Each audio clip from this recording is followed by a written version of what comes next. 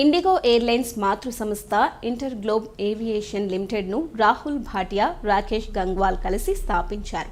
Inter globe aviation 1989లో ఏర్పాటు అయింది. వాయు రవాణా నిర్వహణలో ప్రత్యేకత కలిగిన ఈ సంస్థ మార్కెట్ వాటా పరంగా భారతదేశంలో అతిపెద్ద క్యారియర్గా ఎదిగింది.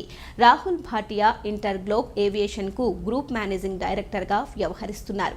ఆయన సంస్థలోని కీలక వాటాదారుల్లో ఒకరు. కెనడాలోని వాటర్లూ విశ్వవిద్యాలయం నుండి ఎలక్ట్రికల్ ఇంజనీరింగ్లో బ్యాచిలర్ డిగ్రీ చేసిన భాటియా నాయకత్వంలో ఇండిగో కేవలం విమానయానానికి మాత్రమే పరిమితం కాకుండా వివిధ రంగాలకు విస్తరించింది.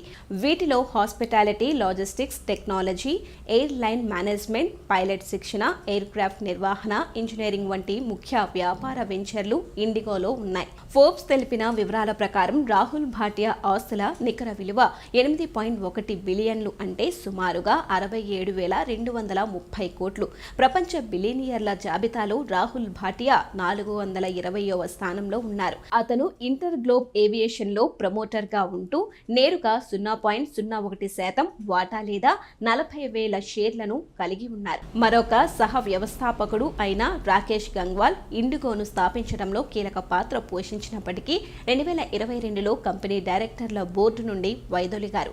అప్పటి నుండి ఆయన ఎయిర్లైన్స్ లో తన వాటాను విక్రయిస్తున్నారు. ప్రస్తుత బిఎస్ఈ డేటా ప్రకారం Rakesh Gangwal inter global aviation లో సుమారు 4.53% వాటా లేదా 1,75,30,493 షేర్లను కలిగి ఉన్నారు.